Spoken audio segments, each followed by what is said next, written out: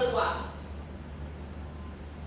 Nah, jadi apa saja kemungkinan hasil jika dua dadu dilempar bersamaan? Tadi kita contohkan satu dadu ya kan? Ini kalau dua dadu yang dilempar bersamaan, apa hasil kemungkinannya? Banyak kemungkinan Bu. Banyak kemungkinan, contohnya gimana? Misalnya dadu yang pertama muncul angka 1, dadu dua muncul angka 5, atau bisa angka 6 yang satunya. Iya, terus nih, apakah semua hasil mungkin memiliki peluang yang sama? Enggak. Jadi kayak contohnya kayak Liza tadi bilang, dadu pertama muncul angka 1, dadu kedua muncul angka 2. Terus kemungkinan lain, dadu yang pertama muncul angka 2, terus dadu yang ketiga munculnya dadu yang kedua muncul angka 3 gitu. Itu sama nggak kemungkinannya? Oh, beda. Oke, terus nih dalam permainan ular tangga yang kayak Ibu jelasin tadi, jika dua dadu dilempar sekaligus, menurut kalian jumlah berapa yang paling sering muncul? Jumlahnya dari dua dadu ini?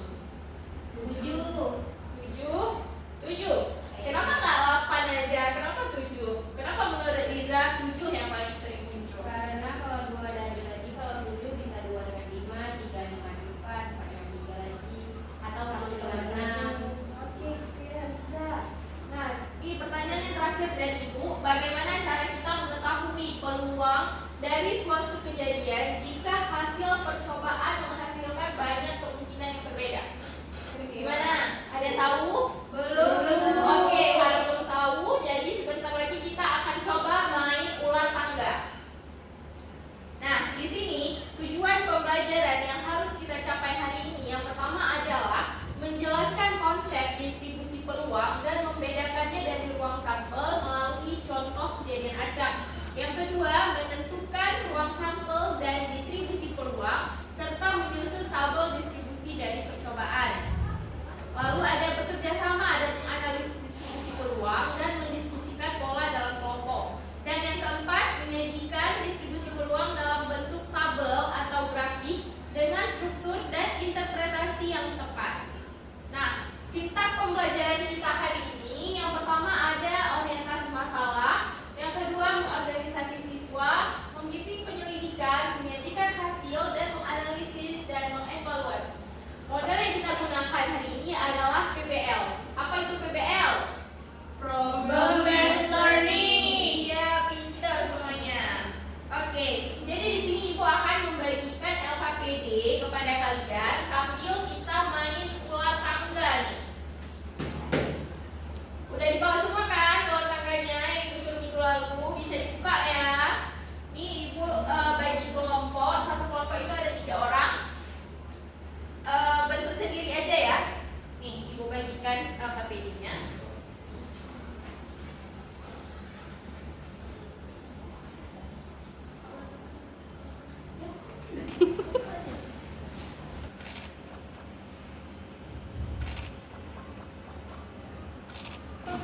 Apa nanti ini presentasinya jadi tabelnya ada di belakang sudah Kakak gambarkan, nanti silakan gambarkan di papan tulis ya.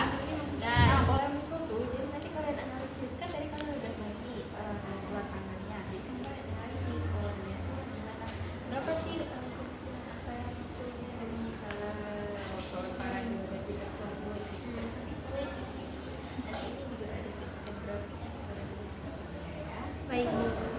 Nah, jadi waktu pengerjaan LKPD-nya udah selesai. Coba dikumpulkan dulu.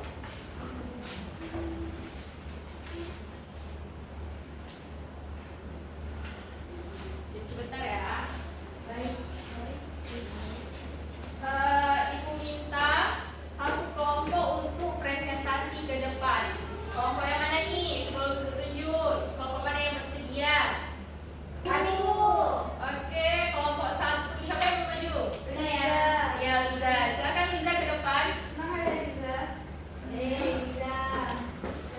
Assalamualaikum warahmatullahi wabarakatuh. Waalaikumsalam warahmatullahi wabarakatuh. Saya perwakilan dari kelompok 1 akan presentasi hasil dari diskusi kami tadi. Ini ada pertanyaan pada aktivitas 3 nomor 2 itu analisis pola yang muncul dalam setiap percobaan. Jadi pola yang muncul itu adalah probabilitas meningkat dari 2 sampai 7 lalu menurun dari 7 sampai 12. Dan bagaimana peluang mendapatkan jumlah mata dadu tertentu mempengaruhi strategi permainan ular tanggal ini. Jadi karena peluang muncul 12 sama dengan 1/36 yang artinya ini sangat kecil, Lili sebaiknya tidak mengandalkan untuk mendapatkan 12 dalam satu pelemparan. Lalu sajikan data distribusi peluang dalam bentuk grafik, baik grafik belakang atau grafik garis. Jadi kelompok kami memilih untuk membuat grafik belakang.